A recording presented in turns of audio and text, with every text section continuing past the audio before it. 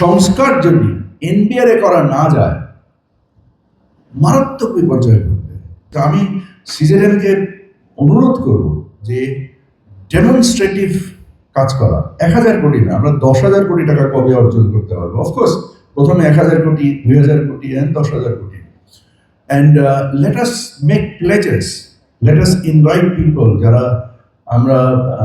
যারা এসে প্রকৃতভাবে প্লেজ করবে এবং এর যে একটা ডেমনস্ট্রেটিভ ইফেক্ট তৈরি করতে পারবো আমরা সমাজে, যেদিন মানুষ এবং with the great panelist here working for CJM, doctor Zillur Rahman sir আছেন, যারা people who add credibility to these organizations, and thereby people starts believing the numbers and the factors that the impacts that it creates to the greater society.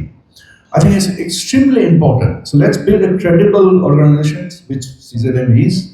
Let's create the awareness এবং আমরা এই মানুষকে জানাই যে আমরা কি করতে পারি, এবং লেটস সেট আ টার্গেট যে আমরা এই জিনিসটা করতে চাই। আমরা মানে অ্যাচিভেবল যে বিভিন্ন লেয়ার্স অফ টার্গেট তৈরি করে আমরা যদি একত্রিতভাবে কাজ তৈরি করতে পারি, আমরা যদি পার্থক্য তৈরি করতে পারি, এবং একদিন আমি মনে করি, আমি আরেকটা কথা বলতে চাই যে আমার প্রতিষ্ঠান যখন যাকাত কমপ্লায়েন্ট হলো, তখন কিন্তু তার মধ্যে ট্যাক্স কমপ্লায়েন্ট হওয়ারও আগ্রহ তৈরি হয়, কারণ তার নৈতিক ভিত্তি, তার শেয়ারিং অফ মানে ওই রাইটিং চেক হ্যাবিটটা যখন তৈরি হয়ে যায়, তখন কিন্তু মোটামুটি আত্মা কলিজা বড় হয়ে যায়।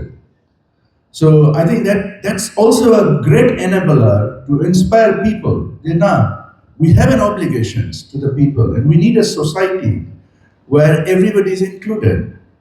আমার কাছে মাঝে মাঝে মনে হয় যে ওই মানে যে আমরা এই যে আরব স্প্রিং হলো, এই যে এরপরেও কিন্তু আমরা দেখলাম যে সিরিয়া যুদ্ধ হচ্ছে, গাজাতে ঘটনা ঘটছে, আমাদের এখানেও জুলাইয়ের যে বিপ্লব হলো, এটাকে এর যে দায়, এর যে রাষ্ট্র সংস্কারের যে আগ্রহ এবং যে বিভিন্ন কমিশন এবং এনবিআর যে কাজগুলো করছে, এখানে মজিদ স্যার আছেন যিনি এই কমিশন আর committee, I don't really know, যে যেখান থেকে এই সংস্কার যদি এনবিআর করা না যায় মারাত্মক বিপর্যয় ঘটবে।